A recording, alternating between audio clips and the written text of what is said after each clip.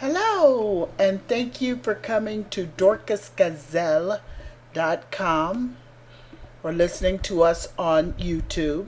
My name is Dorcas Chandler, and we are excited about being here again to speak to you regarding changes from within. We want to thank those of you that visited us and listened to our last taping, and we hope and pray that something that we say will encourage you or inspire you to want to be more and to continue to go on. Today I want to talk about, it's like a signature of mine. Most people that know me, I got a magnet on my refrigerator and it says never give up, never. I use it on my email signet, and it's really been a part of my life because I believe that the more we continue to press against that we feel, that we will be able to reach destiny and purpose that God has for us. And so today I want to just talk about never give up, never, and the reason why I wanted to do it is because in a couple of days I'm going to have another birthday. And I was just thinking about how, with my weight loss journey, that I was 60 years old when I first started. And I used to always hear this voice in the back of my head. And I think I mentioned it on the last taping is, Dorcas, you're old. But you know what? I'm so grateful that even though I'm older, that God has allowed me to fulfill the dream that's taken place in my body and in my mind and in my spirit, that He's allowing me to see it come to pass. If we never give up and keep going and keep searching, and you might say, well, I've been searching and searching and nothing is happening. If you keep searching and you're diligent in what we're doing, we will come to that we're seeking. And never give up, never is just something that means a lot to me, because there's so many times that I felt like, just saying, forget it.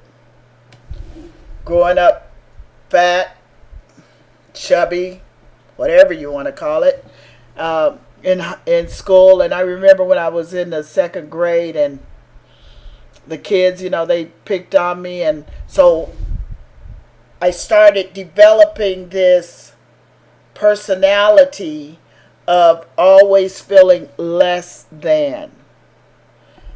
And if parents have children that have weight issues, it's very important that the parents listen to their children. I remember we grew up in a predominantly all white community. And when we moved to our town, there were very few black people. This isn't a color story, it's just something I'm telling you. And because I had this funny name, the kids would say, I know why your mom calls you Dorcas, because you're so dark. And I used to go home and cry, and my mom would say, oh, don't worry about it. That's a Bible name, And I would be like, who cares? They're picking at me, And so anyway, one day I came home from school. I was in the second grade. And I figured that if my mom would paint my face white, those kids would leave me alone. Not only did I have this funny name, but I was chubby or fat, or however we want to describe a person that's a child that's overweight. And so I had problems. And I started developing these problems at an early age. And when I asked my mom to paint my face white, she was like, are you kidding? No, I'm not going to paint your face white. You're beautiful. That's a beautiful name, but my mom wasn't really hearing what I was hearing. But she was looking at who she saw me as. And this lady named you. And she said, your name is to be called Dorcas. And so I grew up with that. But anyway,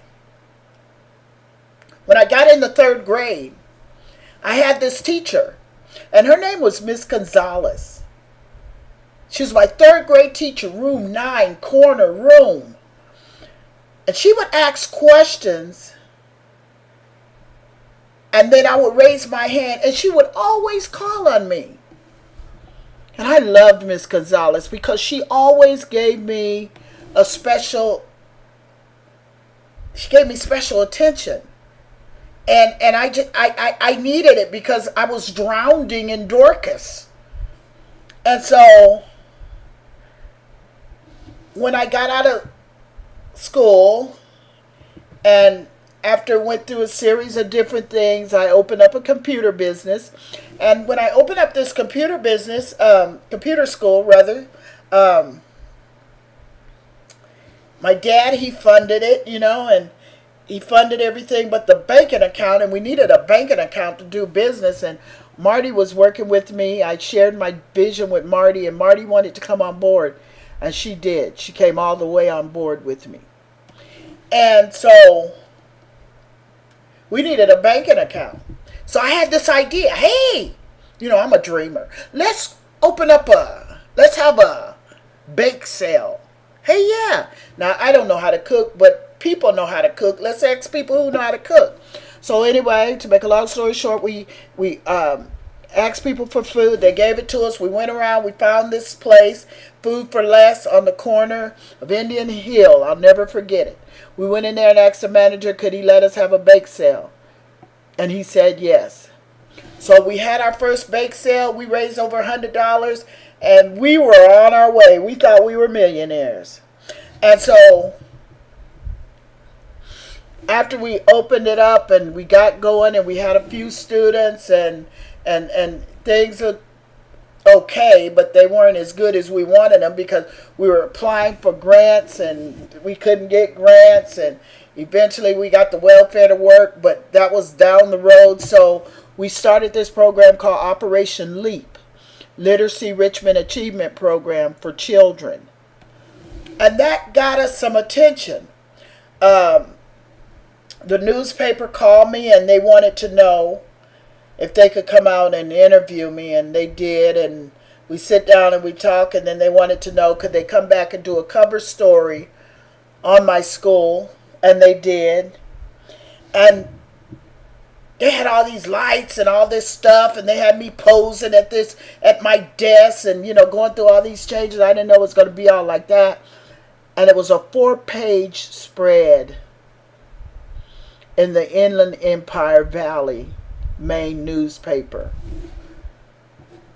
Never give up, never is my topic. Never give up, never. So here we are doing this paper thing, and it hits the newsstand on Sunday morning. And there I am sitting on the front cover. And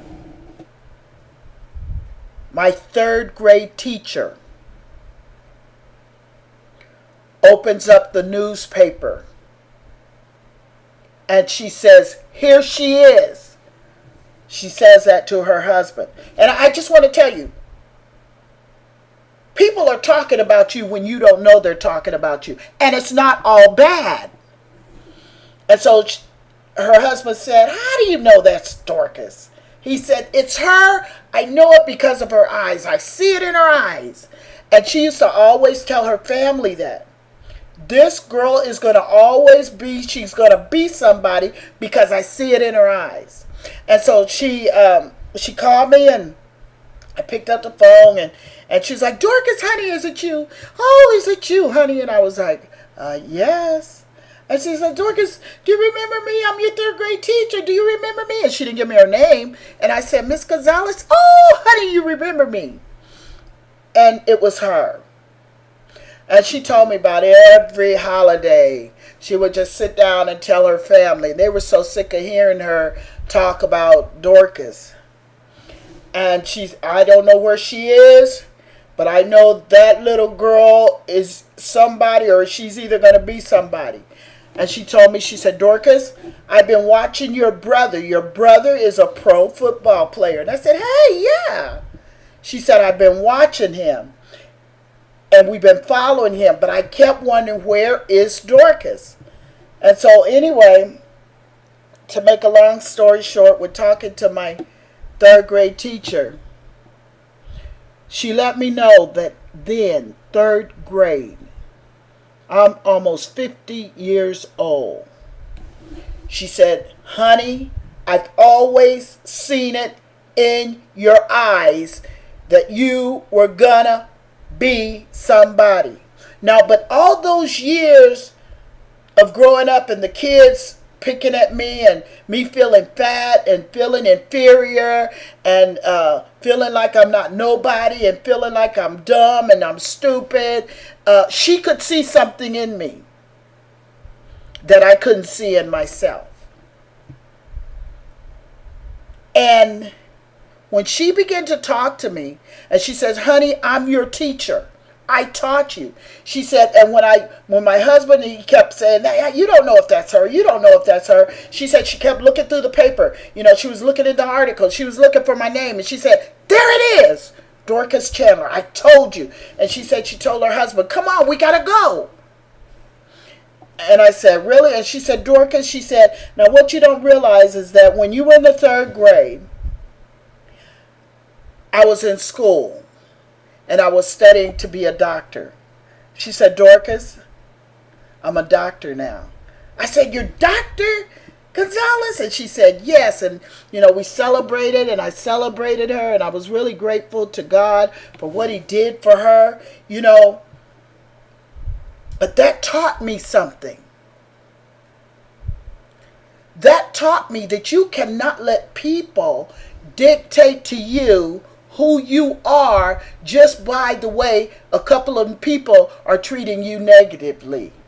And sometimes we just zero in on the negative aspects of us and the things that we might not like about ourselves. But what about all the good? What about the things that are inside of you that God has put inside of you that you know you can do? Who's hindering you? Who are you letting stop you? That's why I wanted to write, to talk about this article this morning, and that's never give up, never. Because we don't have the luxury of giving up on ourselves. We have to realize that what we need, the changes that come from within us, everything that we need. My dad had told me that one day I was taking him to the airport. Everything you need is inside of you. So we have to continue to look up. And then the next thing happened was after I got out the phone with Dr. Gonzalez, and we stayed in touch until I moved here to Arizona. The phone rang again, and it was a lady calling me and said she was the COO of Ralph's Supermarket. And I said, okay. And she told me she had read the article, and she was wondering, she said, I'm on my way to work, but I want to know, can I call you back later? This later called me back. COO is Chief Operating Officer.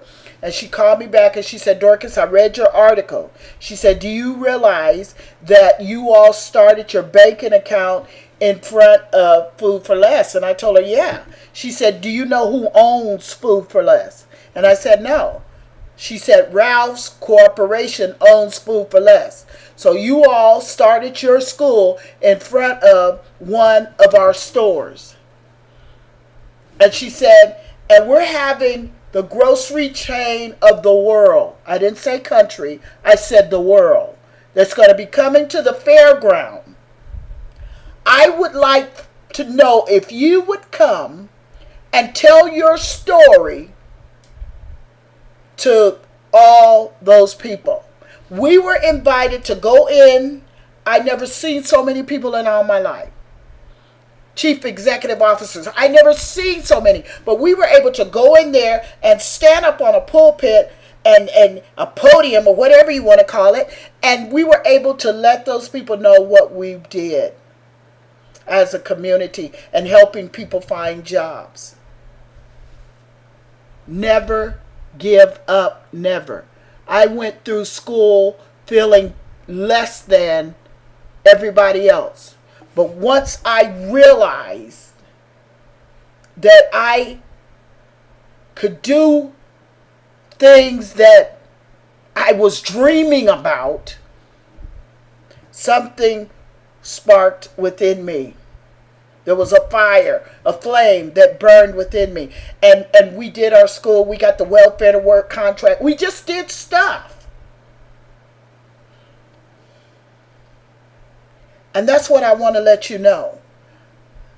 Regardless of what it is, it don't have to be weight. Because mine was weight all my life. Pretty much all my life. Because I wanted to lose weight. It wasn't that I didn't want to. And there's times we want to change. It's not that we don't want to. It's sometimes we just don't know how. I would go to the gym. I've been on every diet. Oh my Lord. I've been on so many diets and none of them worked. I was 60 years old. And I used to wonder, well, why, like I said, that I got so old and then God decides to honor my prayer. But I'm grateful that He waited this long. You know why? Because I'm able to speak to people now. And even with the disability that I have, with the car running through my school, and me messing up my back, my spine, and I'm on a walker. Oh yeah, I'm on a walker. I do exercises in the bed because I am determined that I want to get off the walker. But you know, the other day I said, God, if it's for me to get off the walker, good. If it's not, I'm going to keep going. Because I am not going to be defeated behind an injury that took place when the 13-year-old little boy ran the car through my school. I'm not going to be defeated. You got to make up in your mind that no matter difficulties, oh my goodness, difficulties come. But you know what? I'm understanding about difficulties. They are a blessing because it strengthens you if you let it. It's going to do one or two things. It's going to strengthen you. It's like me doing exercises in the bed. I couldn't do them, like I wanted to at first. Now I'm up to 150 and yet still some mornings I get up, I'm still not walking good, but I can do 150 and I can lift my legs. When I started out, only could lift my legs up to 5 exercising and not even knowing that this day would come, because I had no idea on May the 26th, 2015, that I would even be talking to my doctor about my weight, because I wouldn't have told her nothing. But the conversation happened. And when I came home from talking to my doctor, I just laid down and cried and asked God, why in the world did you let me tell my doctor? I mean, I got a whole lot of people in my world. I didn't want to tell her, but I told her. And I realized that God chose her for me to tell. You see, we want to make all the choices, all the decisions. But she was the very person that I was supposed to tell, because she had the answer in her mouth. I don't know if you got what I'm saying. Sometimes it could be the person in front of you in the grocery store, and you looking for your mama or your psychiatrist or your therapist or whoever to give you the answer. But it's not who you choose, it's who God chooses to help you at that time. And it was my doctor. And I'm extremely grateful to God for allowing her to tell me what to do. And then after she told me what to do, then I had to come home and respond to what she told me to do. And that's when I started losing weight. See, people can't do your work. We have to do our own work. But people can point you in the right direction. But it's up to us to go. And that's why it has to happen inside of us. Changes from within must occur inside of us. I can want you to change. But hey, if you don't want to change and you want to stay the way that you are, then you got to stay the way that you are. There's people that call me and say, I would exercise, I would do this, I would do that. Hey, I ain't got no problem with it. That's your thing. But I'm going to keep working. Somebody said, well, how long are you going to keep doing all these exercises and all this stuff that you're doing and eating, this kind of way? How long are you going to do it? I said until they close the coffin. Now that might sound morbid to some of you all. But this is a life's journey for me. I have a back injury, I told you. And even though my weight is coming down real slow right now, I'm still doing it. Because when I do my exercises, I feel better. Not only in my physical body, but in my mind. I challenge you to do something that you know that you should be doing. And you might say, well, I can't do it. I don't feel like doing it. Do something. Move something. Try to change your meals just for a day. And watch and see. God will help you if you ask Him. If you invite Him into the situation, He will help us. He's helping me. So I want to encourage us today. Never, never, never, never give up. Just like Dr. Gonzalez was there in the 3rd grade. Just like my mom was there all my life. And she always kept telling me, Dorcas, you need to go to the doctor. I ain't going to no doctor. I did not like going to the doctor. Period. And my sister Joan, she called me from California when my other sister Velma had told her about Dorcas is going to the doctor and she's losing weight. And my sister Joan called me and she said, Dorcas, Mom would be so proud. My mom kept trying to drag me to doctors for I don't know how long. I would not go. Sometimes because of the things that we won't do, we miss out on change. What are you missing out on? Because you refuse to change? Or because you don't want to do it? I used to go to my doctor because she would give me my medicine. She told me, if you don't come, you're not getting your medicine. I said to myself, well. So that was the only reason why I was going to my doctor. Now I go because I know. Has nothing to do with my medicine. I need to go to keep in step with my change. We got to figure it out.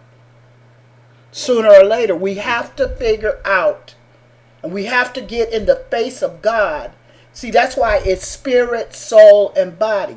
If you're trying to do it apart from God, it don't last. It's not going to last. But if you invite God into your situation, whether you know Him or not, and say, could you help me on this journey?